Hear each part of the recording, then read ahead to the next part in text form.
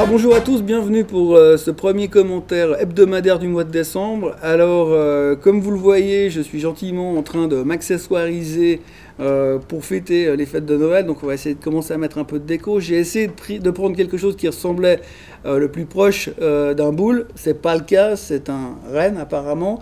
Mais voilà, ça va pour commencer à dire on approche des fêtes de Noël. Alors qui dit fête de Noël dit effectivement Christmas Rally, c'est la grande question. Va-t-on en avoir un cette année? On se posait déjà la question la semaine passée et on est en train de se poser de nouveau la même question et malheureusement ça risque de continuer un peu. Alors, une chose est sûre, c'est qu'on va devoir trouver la solution à la fin, d'ici la fin de l'année, sinon on est très très mal et on sait que ni les démocrates ni les républicains n'ont envie de se retrouver le dindon de la farce entre guillemets. Donc voilà, la semaine passée, on a eu une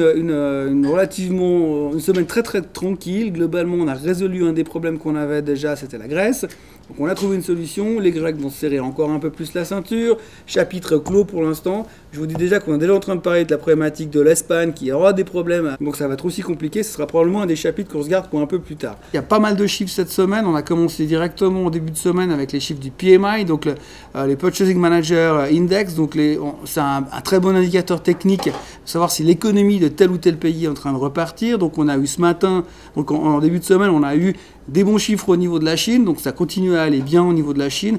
Et la même chose en Europe. Alors ce chiffre sort entre 40 et 60, on va dire. Quand on est en dessous de 50, ça veut dire que le pays est en contraction. Quand on est au-dessus de 50, ça veut dire qu'on est en croissance. Goldman Sachs a cité aujourd'hui comme quoi il était probable que d'ici 2013, on ait terminé, on soit sorti de la crise économique. Donc on peut dire que la crise économique pourrait mourir en 2013, ce qui est relativement positif. Mais on reste dans un marché très attentiste, on a encore pas mal de chiffres économiques qui vont venir durant toute la semaine. On va terminer la semaine avec le non-farm payroll, donc les chiffres du chômage qui nous donneront tout de suite une indication assez importante.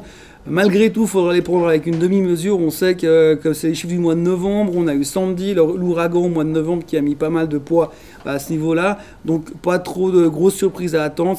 S'ils sont bons, ce sera positif pour le marché. Et s'ils sont mauvais, ce sera la faute à Sandy. Phase d'attente.